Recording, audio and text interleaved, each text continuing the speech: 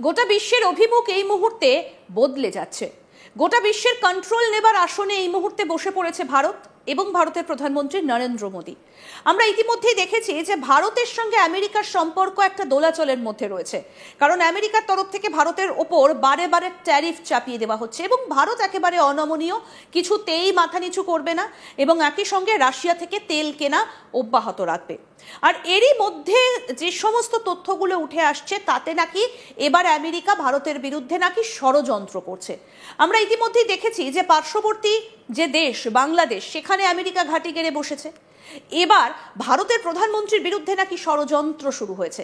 এই তথ্যগুলো বিভিন্ন সূত্র মারফত যখন উঠে আসছে, তখন আমরা বিভিন্ন সময় ঘটনাগুলোর সঙ্গে যখন তুলনামূলক একটা আলোচনা উঠে আসছে, সেই হোমি জাহাঙ্গীর ভাবা বা লাল বাহাদুর শাস্ত্রীর সঙ্গে ঘটে যাওয়া যে ঘটনাগুলো, সেখানে কোথাও না কোথাও আমেরিকার যে এজেন্সি অর্থাৎ CIA, তার একটা যোগসাজশের খবর কিন্তু বিভিন্ন সূত্র মারফত, বিভিন্ন অভিযোগ মারফত বারবার করে উঠে আসে।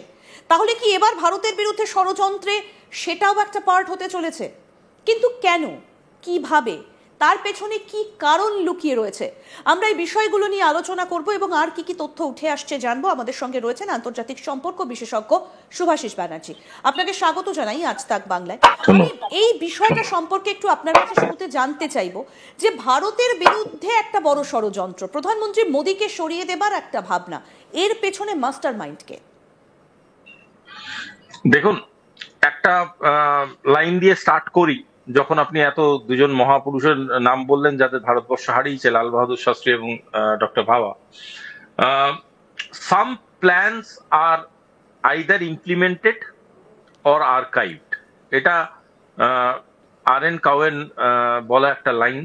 এটা RNAWর যিনি প্রতিষ্ঠাতা উনি বলেছিলেন। তার মানে এখানে একটা জিনিস বুঝতে হবে, সব এজেন্সিরা নিজের মতো করে একটা প্ল্যান বানায় যাতে নিজের রাষ্ট্রকে তারা কতটা বেশি সুবিধা করে দিতে পারে বিশ্ব প্রেক্ষাপটে। সেখানে দাঁড়িয়ে দেখতে গেলে কেউ কারোর জন্য 1 ইঞ্চি জায়গা ছাড়ে না। আমি আপনাদের চ্যানেলেই বহুবার করেছি যে বন্ধু বলে কিছু নেই, পুরোটাই অ্যালাইনমেন্ট আর নন অ্যালাইনমেন্টের খেলা। এবং এখানে প্রতিটা দেশ, প্রতিটা রাষ্ট্র তার এজেন্সিসদের তৈরি করে, এন্ডোর্স করে এবং পুশ করে শুধুমাত্র একটা কথা মাথায় রেখে, যাতে করে অন্য দেশগুলো তাদের স্থানটা কোনোভাবে বিশ্বের এই মহান স্টেজে নিয়ে নিতে না পারে। একটা জিনিস বুঝতে হবে, ভারতবর্ষ যখন একটি অত্যন্ত নমনীয়, একটি অত্যন্ত ভদ্র সভ্য পাড়ার ছেলে ছিল, ততদিন পর্যন্ত ভারতবর্ষকে নিয়ে কারুর কোনো প্রবলেম ছিল না। ভারতবর্ষ মানে তখন রবীন্দ্রনাথ, ভারতবর্ষ মানে তখন শুধুই স্বামী বিবেকানন্দ, এবং ভারতবর্ষ মানেই শুধু সেতার। সেই ভারতবর্ষ যখন ইকোনমিক কন্ট্রোল অফ দ্য ওয়ার্ল্ডে পার্টিসিপেট করতে গেল, not as a partner but one of the driving forces, তখন জিনিসটা কোথায় পাল্টে গেল?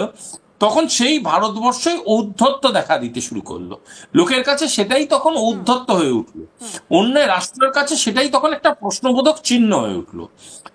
2014 থেকে 19-এর পরে, 2019-এর পর থেকে যে নরেন্দ্র মোদী সরকার হয়েছিল, সেই সরকারের বিদেশ নীতিটাকে যদি আমরা একটু গভীরভাবে পর্যবেক্ষণ করি, আমরা দেখব ভারত কিন্তু হঠাৎ করে এই ইকোনমিক পার্টিসিপেশনে ঢোকেনি।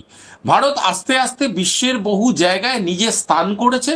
সেই স্থানটাকে ব্যবহার করে এবার ভারতবর্ষ নিজের জন্য একটা স্পেস তৈরি করার জন্য এগিয়ে চলেছে।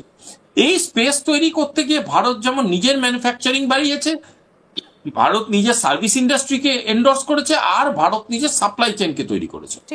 এই তিনটে অ্যাকিউমুলেটিভ ভাবে যখন ভারত বিশ্বাসের সাথে অন্য দেশের কাছে পৌঁছে দিয়েছে, তখন ব্রিক্সের মতো সংগঠনগুলো হঠাৎ করে প্রচন্ড চাঙ্গা হয়ে উঠেছে।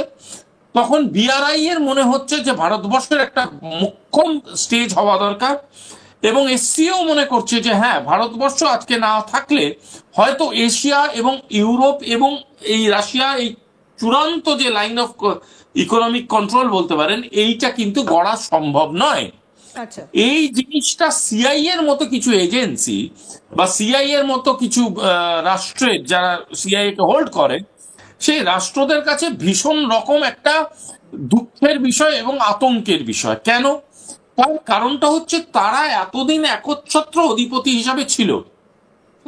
সেই একচ্ছত্র অধিপতি হিসাবে যে ছিল সেইটাকে তারা কোনো না কোনো ভাবে এখন প্ল্যানটাকে করে সেই একচ্ছত্র অধিপতি হিসাবে আর থাকতে পারছে না, সেটা বুঝতে পেরে গেছে এবং মানে বুঝতে তাদের যে পেরে সময় শেষ হয়ে গেছে।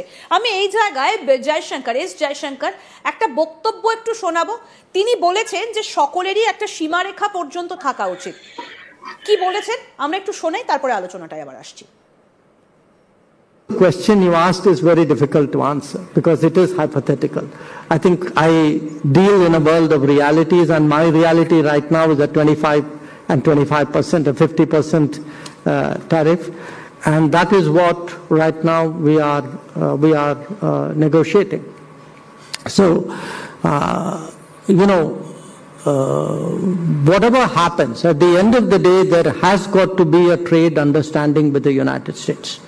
There has to be one because it is the world's largest market, but also because it is, much of the world has reached those understandings. But it has to be an understanding where our bottom lines, our red lines are respected. In any agreement, there are things you can negotiate and there are things you can't. And I think we are pretty clear about that, and we have to find that landing ground, and that's been the conversation really which has been going on since March. Finally, on diversifying trade, moving towards Asia, most of our initial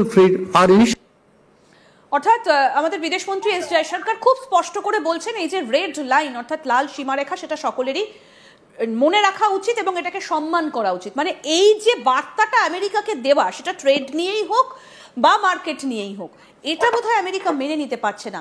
তাই কি এত বড় ষড়যন্ত্র? দেখুন, sense of সাবঅর্ডিনেশনটাই আর কেউ মেনে নিতে পারছে না।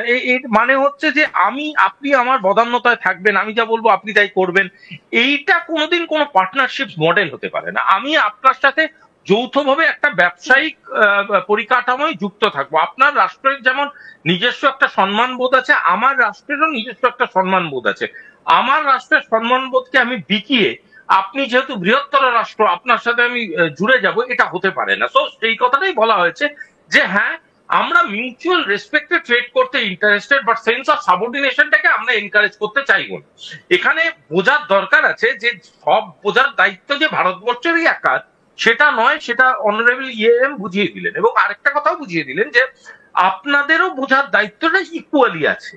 আমি সব বুঝবো, তুমি কিছু বুঝবে না, আর তারপরে এন্ড অফ দ্য ডে আমরা দুজন মিলে একসাথে সারা জীবন কাটাবো সুখে শান্তিতে, এটা হতে পারে না। Either you stay in a good relationship with me or you contest me, দুটোর মধ্যে একটা। এবার পয়েন্টটা হচ্ছে সেন্স অফ কন্টেস্ট আসছে কেন, তার কারণটা এই যে প্রথম আপনি যে প্রশ্নটা করলেন যে আজকে ভারতবর্ষের সরকারকে কেন বিভিন্ন রকম ভাবে আঘাত করার চেষ্টা করা হচ্ছে, তার কারণটা হচ্ছে ভারতবর্ষকে যদি ডিস্টেবিলাইজ করে দেওয়া হয়, তাহলে ভারতবর্ষ আজকের নতুন যে ওয়ার্ল্ড অর্ডারকে আমরা সবাই পারসিভ করছি, সেই নতুন ওয়ার্ল্ড অর্ডারের মস্তিষ্ক, সেই মস্তিষ্কে যদি আঘাত করে দেওয়া যায়, মস্তিষ্কটাকে কোনোভাবে যদি কোমায় পাঠিয়ে দেওয়া যায়, তাহলে বাকি শরীরটা অটোমেটিক্যালি কম্প্রোমাইজ বা কোমায় চলে যাবে। এই যে পদ্ধতিটা, এই পদ্ধতিটাকে কোথাও গিয়ে আঘাত করাটা খুব প্রয়োজনীয়, এবং সেটা প্রয়োজনীয় বলেই আজকে কিন্তু ভারতবর্ষকে এত দিক থেকে আক্রমণ করার চেষ্টা করছে।